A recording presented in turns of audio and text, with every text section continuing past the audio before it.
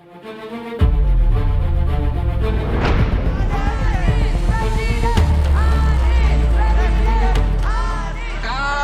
negara sampai intervensi, namanya negara sedang melecehkan rakyat Indonesia.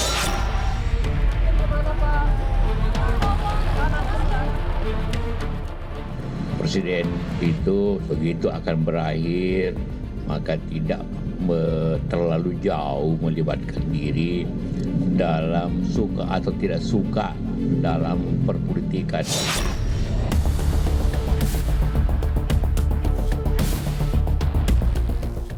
Apa konstitusi yang dilanggar dari situ? Nggak ada. Tolonglah mengerti bahwa kita ini juga politisi, tapi juga pejabat publik.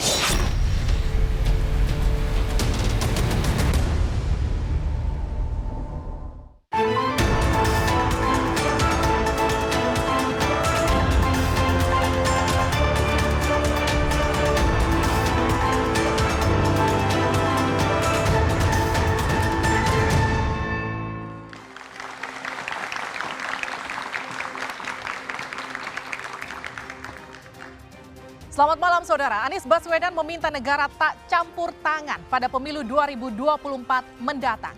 Bakal calon presiden dari Koalisi Perubahan untuk Persatuan ini menyatakan negara tidak boleh mengintervensi dan mempengaruhi rakyat terkait pesta demokrasi 2024 nanti.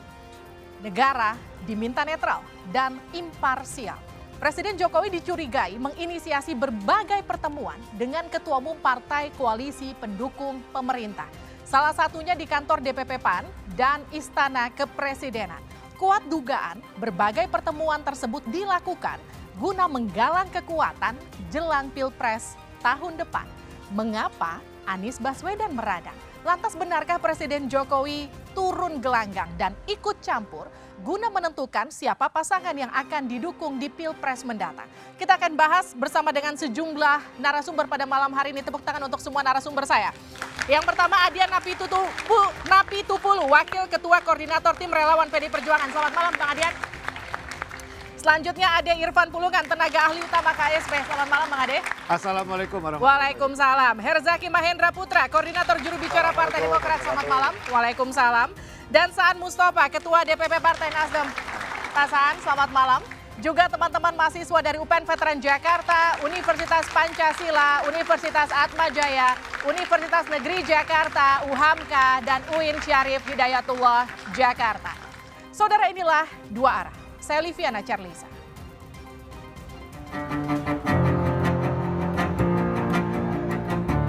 Jokowi dicurigai mengintervensi Pilpres yang bakal digelar 2024 nanti.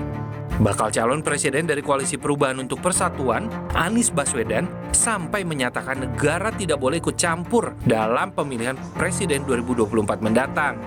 Mantan Gubernur DKI Jakarta ini meminta supaya negara nggak mengintervensi pesta demokrasi. Kalau negara sampai intervensi, namanya negara sedang melecehkan rakyat Indonesia. Rakyat Indonesia sudah matang, rakyat Indonesia sudah mampu untuk menentukan kepada siapa kewenangan itu dititipkan, tidak perlu ada intervensi-intervensi. Kritik tajam juga dilontarkan oleh Yusuf Kala. Wakil Presiden ke-10 dan 12 ini mengkritik pertemuan yang digelar Jokowi di istana bersama 6 ketua umum parpol koalisi pemerintahan, minus Partai Nasdem, karena dianggap sudah menyeberang. Jokowi dicurigai sedang menggalang dukungan jelang Pilpres mendatang. Menurut saya, Presiden itu seharusnya seperti Ibu Mega dulu, SBY, begitu akan berakhir, maka tidak terlalu jauh melibatkan diri dalam suka atau tidak suka dalam perpolitikan, kan? Supaya lebih demokratis lah. Disebut cawe-cawe, Presiden Jokowi merespon tudingan itu dan menyebut tidak ada konstitusi yang dilanggar dengan andilnya Presiden dalam kontestasi politik. Bukan cawe-cawe, oh itu diskusi aja kok cawe-cawe. Diskusi, saya tadi kan sampaikan, saya ini juga pejabat politik, tapi bukan cawe-cawe, urusan capres, cawapres itu urusannya partai atau gabungan partai, sudah saya bolak-balik saya sampaikan kan. Tapi kalau mereka mengundang saya mengundang mereka boleh-boleh saja. Apa konstitusi yang dilanggar dari situ? Nggak ada. Tolonglah mengerti bahwa kita ini juga politisi, tapi juga pejabat publik. Benarkah Jokowi turun gelanggang dan ikut campur terlalu dalam di Pilpres 2024 mendatang? Dan mengapa Anies Baswedan terkesan gerah dan berang dengan pertemuan yang digelar Jokowi?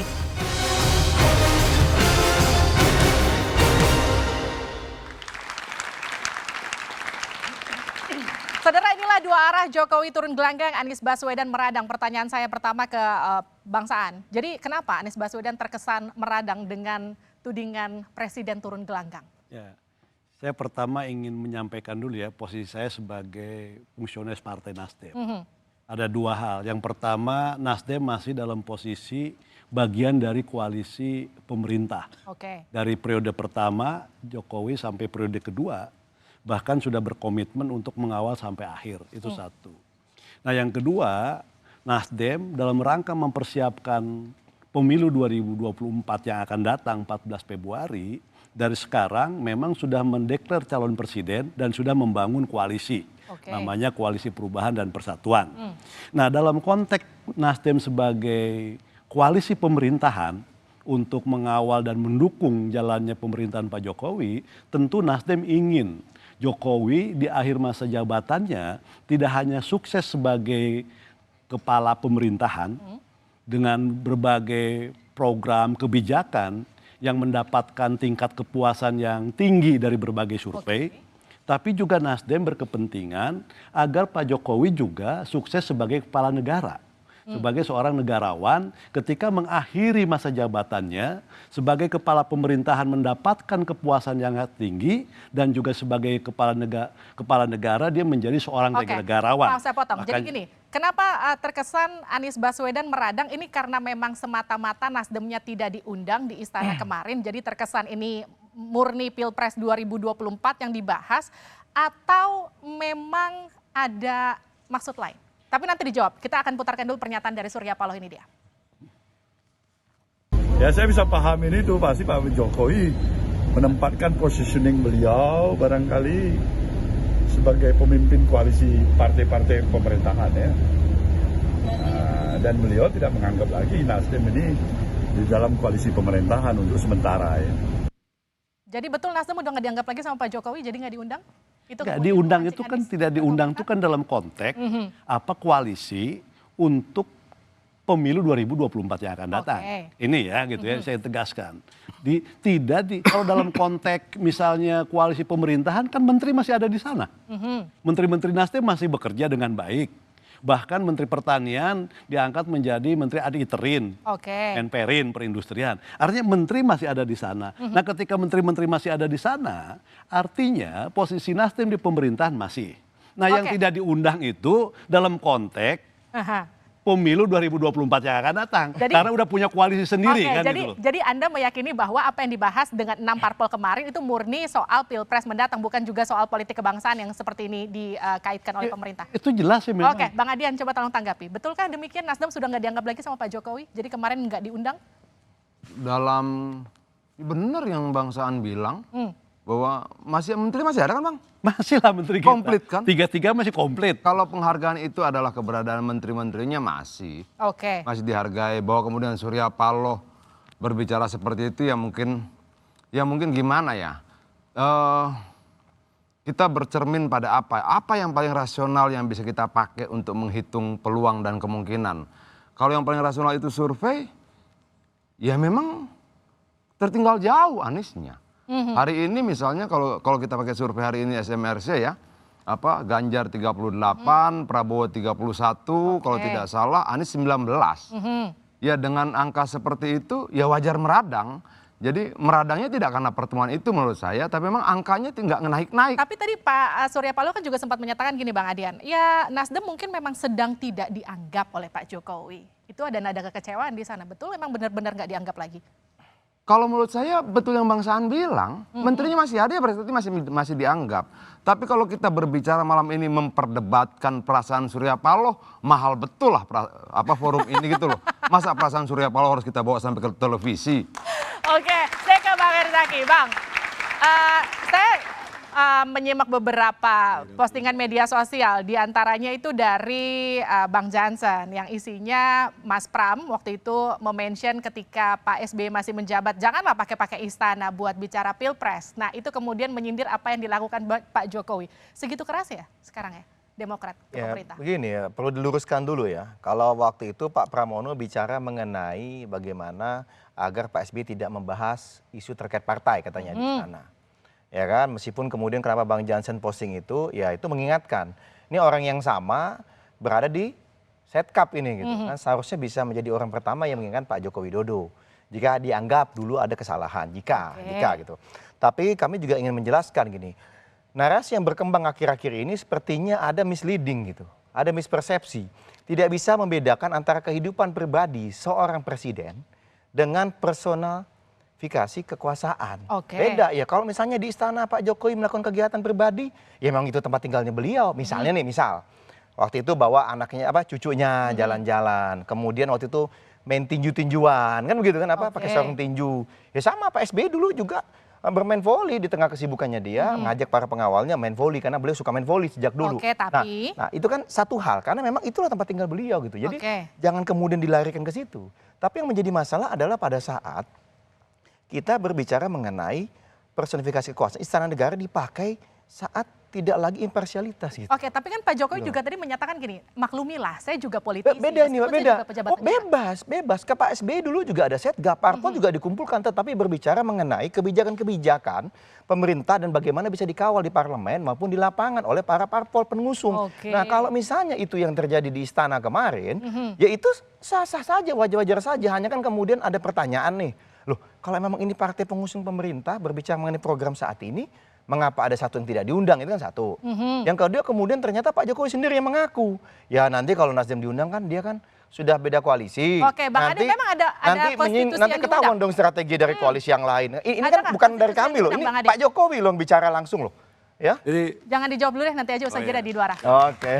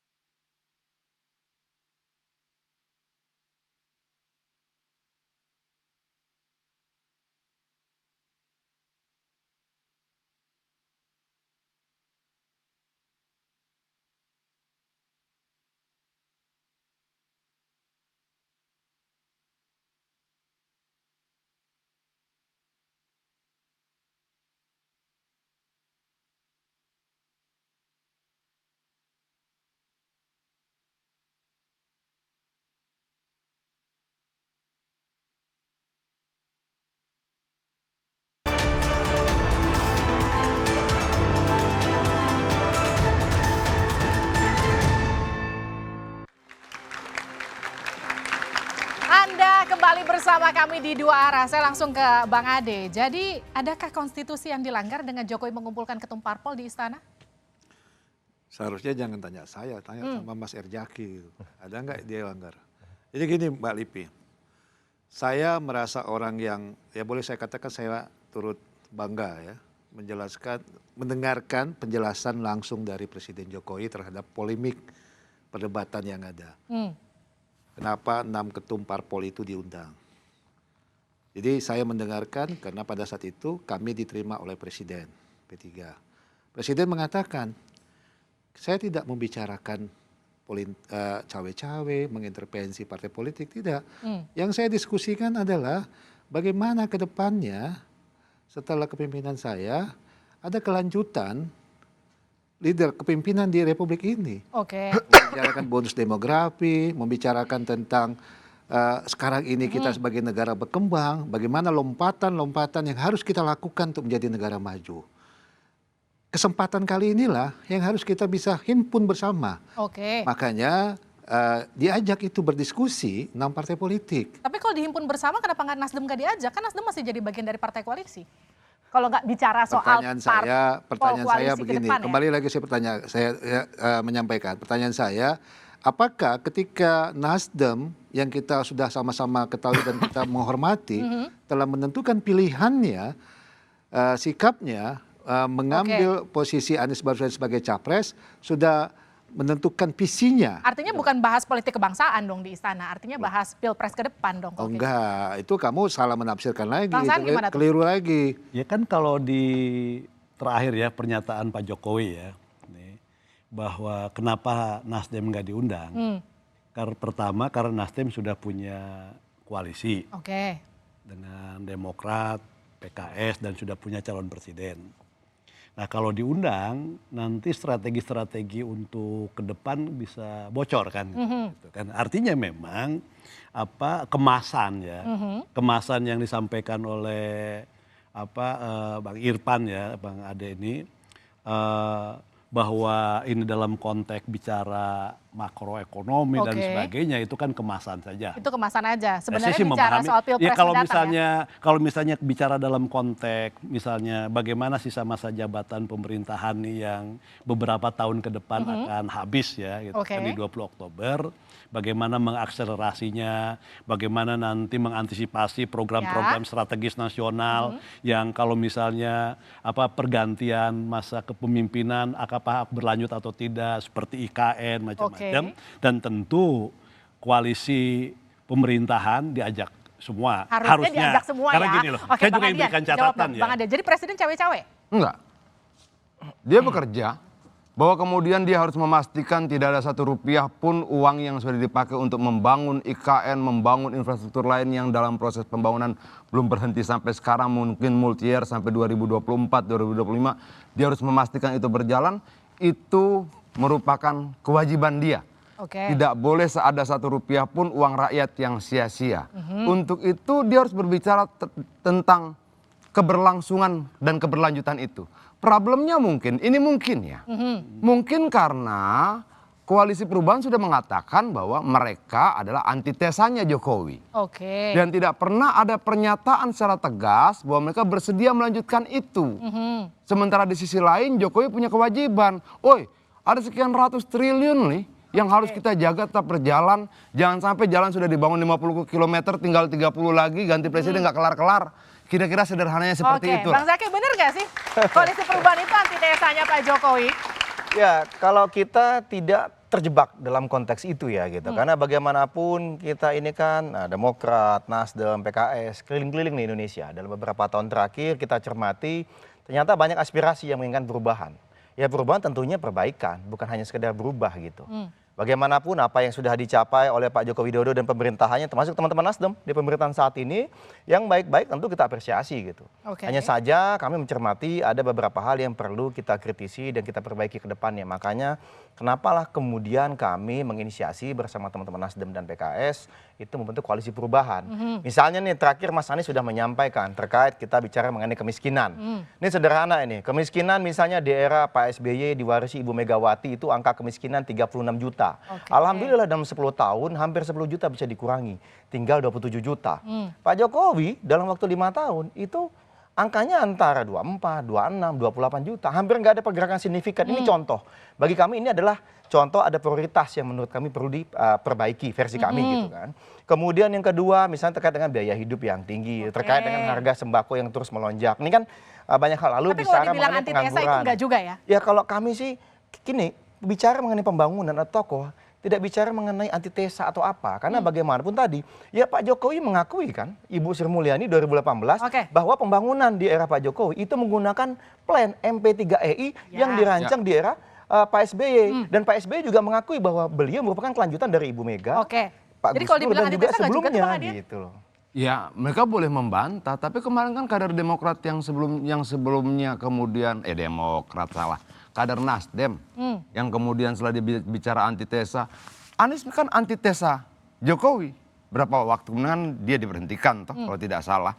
Tapi itu kan sudah sempat dinyatakan bahwa itulah sikapnya. Dan pernyataan Herjaki tadi memperkuat itu bahwa kemudian dia katakan ada sekian banyak rakyat di desa-desa, di pelosok-pelosok Indonesia yang menginginkan perubahan ini itu segala macam. Itu juga istilah lain dari antitesa. Oke. Tapi kalau kemudian keinginan perubahan itu kita tabulasi dalam angka. Berapa sih?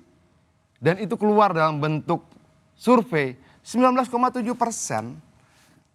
Kita adu dengan tingkat kepuasan pada Jokowi 82%. Jadi perubahan itu nggak relevan ya sebetulnya? Bukan, maksudnya begini. Artinya Bang Adian sampein. Ini ada teman-teman mahasiswa nih. Oke. Kita ajak kumpul di sini tidak untuk berbicara rasanya Surya Paloh. Tidak untuk berbicara tentang perasaan bangsaan atau Herjaki, tidak. Tapi angkanya mana? Karena mereka ini pemilih rasional loh. Bukan pemilih yang berdasarkan rasa dan emosional. Dia kan hitung. Jadi gini, tidak puas banyak. Kepuasan 80% gimana bantahnya? Kita bukan bicara perasaan ya. Bukan bicara perasaan, bukan bicara soal rasa dan sebagainya. Tapi kita ingin menempatkan sesuatu ini kan pada tempatnya. Misalnya gini, saya ingin tegaskan satu hal. Pertama terkait dengan soal sikap. Sikap partai jelas. Bahwa dalam sikap partai kadang ada fungsionaris partai yang kadang berbeda. Dan itu kan tidak hanya di Nasdem. Tapi juga ada juga mungkin di tempatnya Bang Ahdian, PDI yang suka beda. Misalnya contoh lah kemarin misalnya kan. Ada juga kan kader PDI yang berbeda dan itu dikoreksi oleh partainya. Bahkan dipanggil. Dan sama juga ketika ada sikap kader yang berbeda dan itu tidak sesuai dengan garis kebijakan partai, maka dikoreksi dan partai menyatakan sikapnya firm. Bahwa Nasdem adalah pendukung Pak Jokowi. Dari awal sampai akhir itu firm. Jadi nggak ada itu. Ketika ada itu maka diberikan sanksi. Itu satu, Yang kedua, saya juga ingin tegaskan bahwa misalnya terkait IKN. Tidak ada satupun kebijakan pemerintah. Itu yang Nasdem di parlemen jangankan ditolak. Dikritisi pun enggak. Misalnya IKN. Kita sama-sama punya tanggung jawab. Bagaimana IKN seperti Bang Ahdian sampaikan. Tidak boleh ada pun Rp1 pun uang yang hilang di IKN. Itu tugas kita memang. Saya termasuk ikut membentuk undang-undang. Tapi apakah Wakil kemudian Ketua Pansus. ketika sekarang Nasdem masuk ke koalisi pemerintah, tapi besok akan menjadi kontranya pemerintah misalnya, kontranya Pak Jokowi? Oh enggak, bukan. Pak Jokowi kan beda gini ya. Nasdem itu, gini saya sampaikan juga. Nasdem mendukung Anies itu ketika Pak Jokowi akan berakhir. Berbeda ketika misalnya Pak Jokowi periode pertama masuk periode kedua, andai saja misalnya Nasdem mendukung yang lain. Pasti sikapnya akan. Sekarang yang jadi pertanyaan saya sekarang gini, kalau sekarang menjadi kawan, besok jadi lawan, apakah kemudian program yang sekarang diaminkan bersama besok akan kemudian jadi perdebatan? Nanti dijawabnya usai jeda di luar.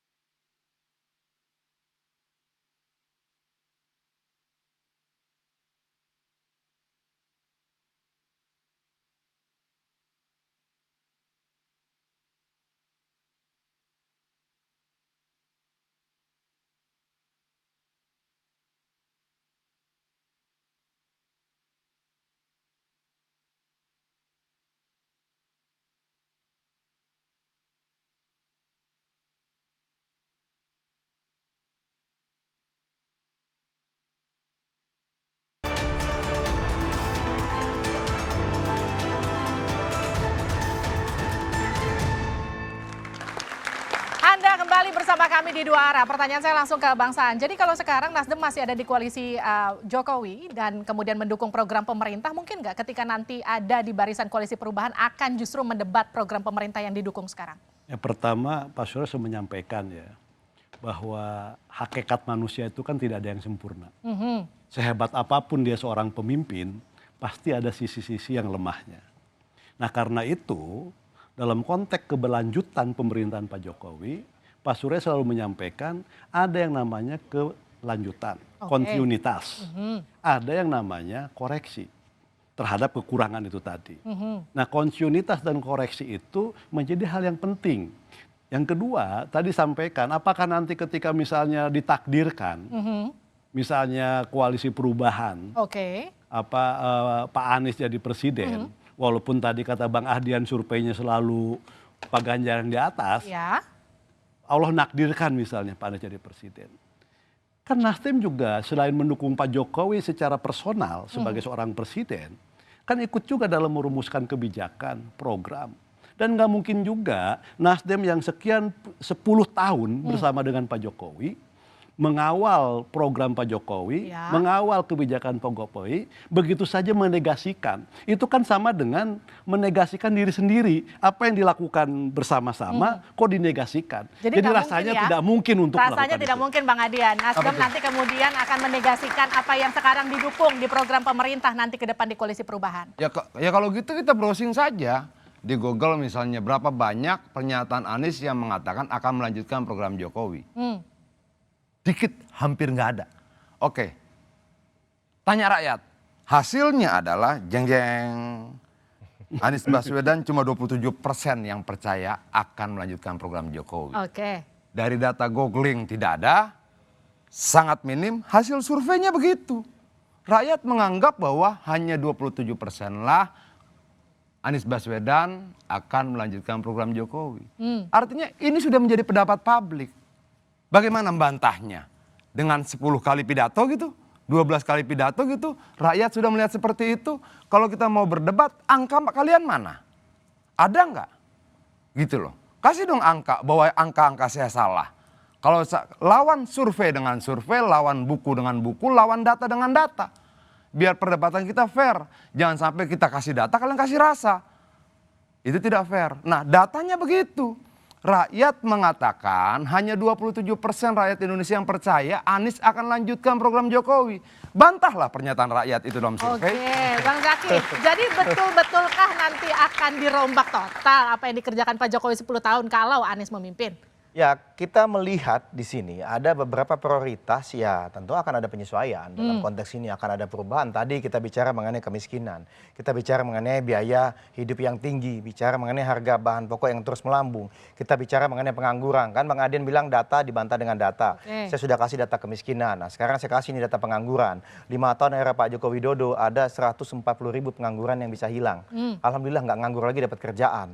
5 tahun berarti per tahunnya 28.000. Alhamdulillah daerah PSB 10 tahun 3 juta. Ini sebelum COVID, karena kalau nanti setelah COVID katanya karena COVID kan gitu. Jadi biar adil sebelum COVID. Ini masalah data. Nah, kemudian bicara mengenai infrastruktur. Ya memang benar Pak Joko Widodo ini tolnya panjang sekali. Tapi ingat jalan itu bukan hanya tol. Ada jalan berbayar yang hanya bisa dinikmati kalau sudah bayar. Ya, nggak semua bisa mengakses. Ada jalan nasional yang semua itu bisa mengakses gitu. Nah, sedangkan jalan nasionalnya kecil sekali, minim sekali gitu loh, jauh sekali. Nah, ini akan menjadi prioritas kami juga. Makanya misalnya bicara mengenai Lampung kemarin. Pak Jokowi datang ke Lampung, kita bingung 8 tahun ini Pak Jokowi kemana aja? Kok baru tahu banyak jalan nasional, jalan negara, jalan provinsi itu kok rusak gitu. Ini contoh. Kita bicara data nih kan, bicara data bukan bicara perasaan gitu. Tapi ya lagi-lagi kita melihat. Di sini judulnya juga ada yang kurang pas saya lihat. Jokowi turun gelanggang, benar. Karena bolak-balik tahun lalu endorse rambut putih. Kemudian pada saat lagi acara kenegaraan bersama menteri keliling ke lapangan endorse Pak Prabowo. Nah saya bingung kalau itu tidak turun gelanggang mengendorse untuk Pilpres 2024, lalu apa maksudnya gitu misalnya. Lalu kemudian kita bicara lagi mengenai banyak nih urutan-urutannya termasuk istana. Saya nggak mau bahas lagi lah istana. Udahlah selesai lah istana udahlah. Tapi ini kan ada bukan hanya satu kejadian, tapi ini tuh terus terjadi sebagai pola. Nah masih diingat. Kami menghormati Pak Joko Widodo. Ketika beliau di acaranya Bang Adian deklarasinya Pak Ganjar sebagai capres. Itu acara PDIP yang memimpin ketum PDIP Ibu Mega. Pak Jokowi datang ke situ sebagai kader PDIP belum menyampaikan saya tunduk dan patuh pada keputusan ketum. Oh itu kami mengapresiasi loh, beliau kader punya aspirasi tunduk di partai itu bagus, tetapi tidak dalam konteks pada saat beliau menjadi presiden. Nah terakhir Mbak, satu lagi, ini nggak bener nih Anies Baswedan meradang. Kenapa? Sebagai seorang calon pemimpin bangsa, sebagai calon pemimpin bangsa ini terakhir nih, sebagai calon pemimpin bangsa nggak benar meradang. Loh bagus dong pemimpin menyampaikan gagasan. Janganlah negara ikut intervensi. Bagus gitu loh. Negara nggak boleh intervensi, ini Bang Ade. early warning Oke, system. respon dulu Bang Ade. Harapan kami misalnya dari Bang Adian, Ganjar lah. Coba bicaralah mengenai konsep apa sih yang mau ditawarkan. Jangan hanya bicara lanjutkan. Ini copy paste Pak Jokowi dong. Mana pemimpin punya originalitasnya? Kalah sama siswa nanti kan, nggak enak kita. Ya kan? Negara tidak boleh intervensi, bentuk intervensinya yang mana. Itu harus dibuktikan. Jangan diucapkan, gampang diucapkan, susah dibuktikan. Nanti jadi fitnah. Udah jadi fitnah, jadi hoax, agak repot nanti ini. Ya kan? Ya ketika kita menyampaikan sesuatu itu harus ada kebenaran dan faktanya. Buktikan. Mana? Mungkin kalau negara intervensi gitu. Iya, mana bentuk intervensinya.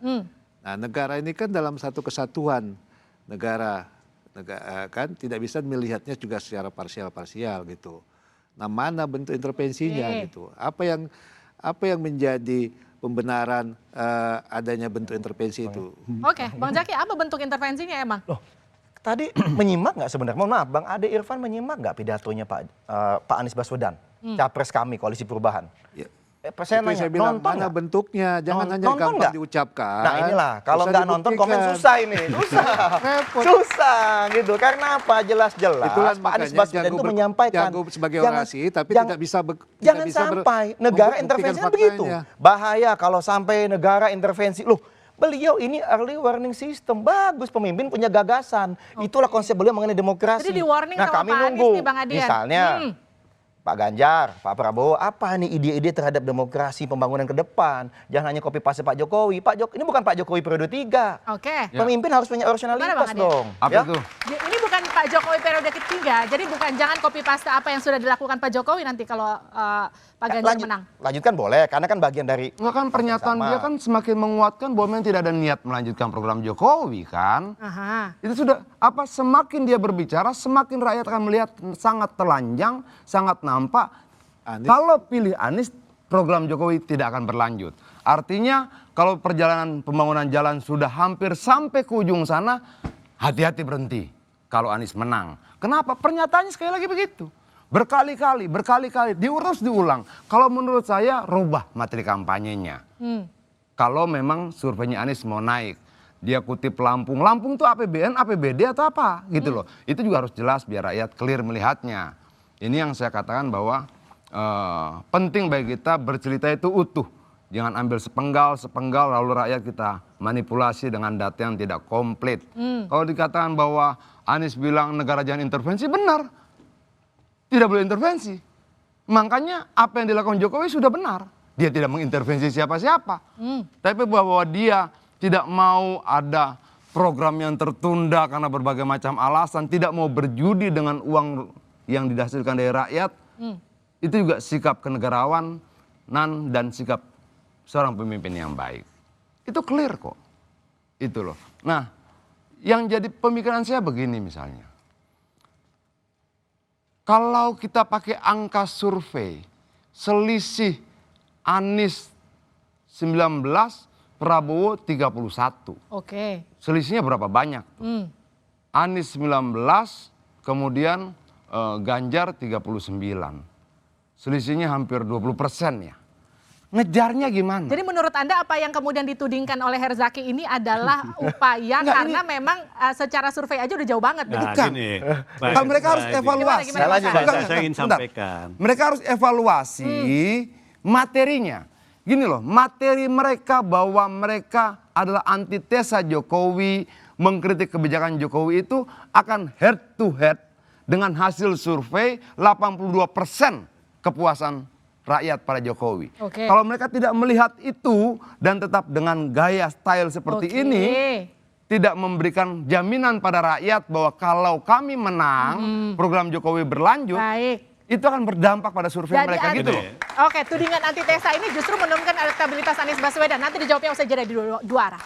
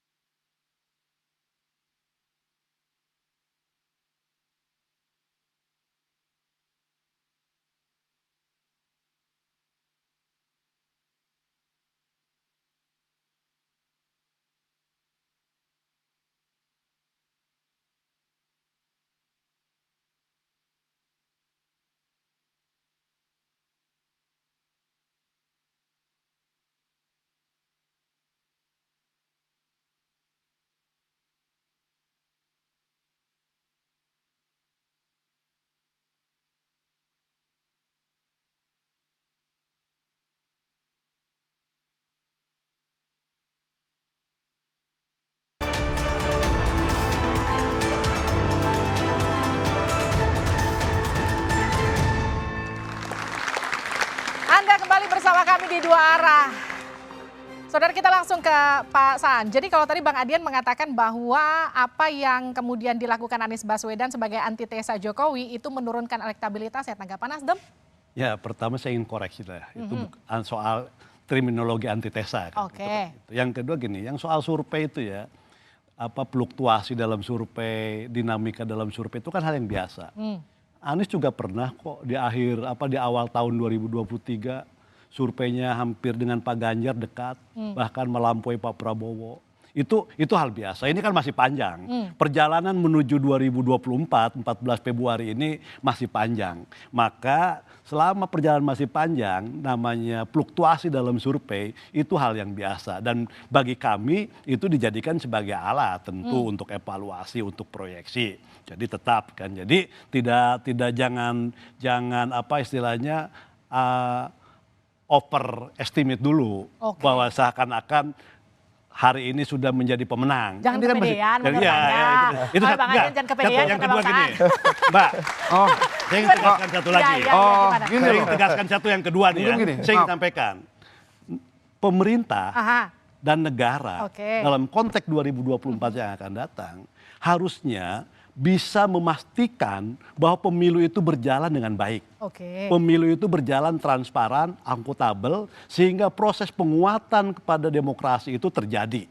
Demokrasi yang sehat itu penting. Dan harus memberikan ruang yang sama terhadap anak bangsa yang punya kualitas untuk maju. Bang Adian, ayo tanggapi. Yang mana ditanggapin? Itu, tadi dibilang presiden, jangan kepedean. Oh enggak, kalau soal pede harus pede. Menurut saya kekalahan itu diawali ketika kita tidak percaya diri masuk pada arena pertarungan. Kalau mau menang, pertama kepercayaan diri harus full. Oke, setelah kita percaya, kita perkuat dengan kerja. Dan kerja berbuah data. Anies memang pernah hampir mendekati Ganjar saat Ganjar belum dicalonkan oleh partai dan Anies baru deklarasi. Memang ada kecenderungan begitu. Yang habis deklarasi dia naik. Bedanya misalnya dalam grafiknya antara Anies dan Prabowo, waktu deklarasi Prabowo naik lalu merayap ke atas. Anies naik turun ke bawah. Bedanya di situ. Bahwa semua pernah naik benar, kan kita mempelajari survei. Artinya kepercayaan diri yang benar itu bukan abstrak, tapi dibangun di atas keyakinan dan kalkulasi yang benar-benar berdasarkan ilmu pengetahuan. Survei, dasar ilmiahnya jelas segala macam. Ini datanya. Dengan data ini saya nggak boleh percaya diri gitu. Ya boleh dong. Justru saya bingung. Dengan data yang sama mereka percaya diri. Gimana ceritanya? Itu loh. Jadi menurut saya kepercayaan diri saya itu berbasis data. Kepercayaan diri mereka berbasis rasa. Nah terus gimana kita bicara dalam satu forum, satunya pakai data dan satunya pakai rasa? Bang Zaki tanggapi. Ya inilah kalau terlalu mendewa-dewakan hanya satu survei gitu atau dua. Kita survei atau data, ada namanya data kuantitatif, ada namanya kualitatif. Itu semua terbuka gitu. Nah yang kami cermati memang benar tadi kalau bolak-balik bicara mengenai data kita juga pelajari. Saat ini bersyukurlah Pak Ganjar misalnya lagi naik. Sebelumnya malah Pak Prabowo kita pikir sudah selesai, nggak taunya mendadak naik gitu. Nah ini kan masih ada dinamika. Dan bagi kami ini sangat tipis lah sebenarnya bedanya. Kenapa? Karena tidak seperti Pak Jokowi ini. Kalau misalnya 2014 Pak Jokowi, wah tinggi sekali. Atau dulu Pak SBY 2009 tinggi sekali gitu. Tapi kalau ini kami masih melihat ruang pertarungannya luar biasa. Mengapa? Ini contoh nih, di Jawa Tengah aja. Waktu itu Ganjar, yang kita pikir sudah luar biasa periode kedua. Katanya menangnya beda tipis dengan Pak Sudirman Said. Padahal itu kandangnya Ganjar Pranowo dan kandangnya PDIP. Iya, dan yang penting muaranya ketika sudah ada bahwa capres dan kemudian cawapres. bedanya Gitu, tipis, ya kan? bedanya tebal, jadi nggak masih, penting. Jadi yang masih penting terbuka. menang. Yang masih Pertarungan terbuka. ini untuk mendapatkan kemenangan, tidak untuk mendapatkan ketebalan toh. Benar, Gini, ini masih Nah kalau terbuka. sudah ada menang ya beda hal juga sudah. nih. Itu Gini, loh.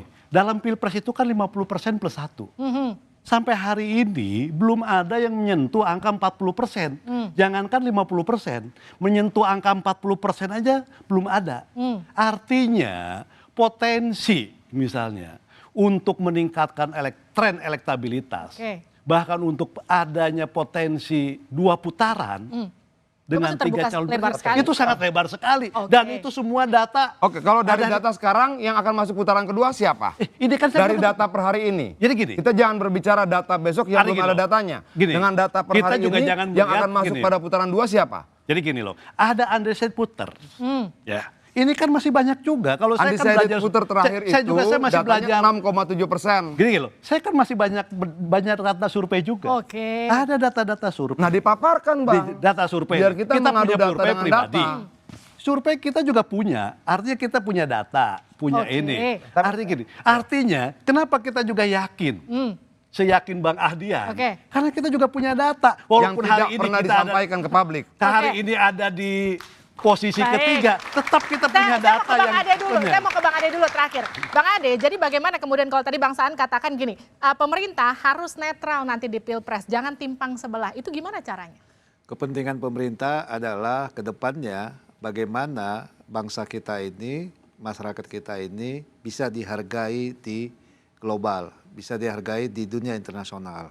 Kemarin waktu konferensi G20 begitu luar biasanya pengakuan dari negara-negara internasional kepada Presiden Jokowi. Oke. Itu harus bisa kita acungkan jempol loh. Itu fakta itu, fakta. Nah kemarin juga sidang KTT ASEAN begitu menghormatinya negara-negara ASEAN Tapi itu sekarang gini, kepada- kepastiannya bahwa kepada- Presiden tidak akan cawe-cawe di Pilpres mendatang. Nggak akan. Tidak akan. Nggak akan, dia presiden yang Jangan terbaik lah. Dan berpikirnya tingkat jangan- kepuasan 82%. Oke, tepuk tangan dulu untuk semua narasumber saya pada malam hari ini. Ya semoga, semoga. Oke, tapi Semoga, sebagai- kita tunggu. Tahan dulu Kita Bang, saya mau tunggu. closing. Sebagai Close. politisi, Presiden Jokowi memang tentu tidak bisa dilarang untuk terlibat dalam kerja-kerja politik karena tidak ada undang-undang dan juga aturan yang mengharamkan. Namun sebagai kepala negara, Presiden Jokowi seharusnya bisa lebih bijaksana karena dia sudah menjadi milik semua anak bangsa, bukan hanya milik partai atau kelompok semata. Dan sebagai kepala pemerintahan, Presiden Jokowi juga harus bisa menempatkan diri dan bisa membedakan antara urusan pribadi dan juga tanggung jawab sebagai orang nomor 1 di negara ini. Saya Liviana Cerlisa, sukseskan pemilu 2024 dan pastikan tetap di Kompas TV, independen terpercaya untuk mengikuti perkembangan selanjutnya. Kita jumpa lagi minggu depan, sampai jumpa.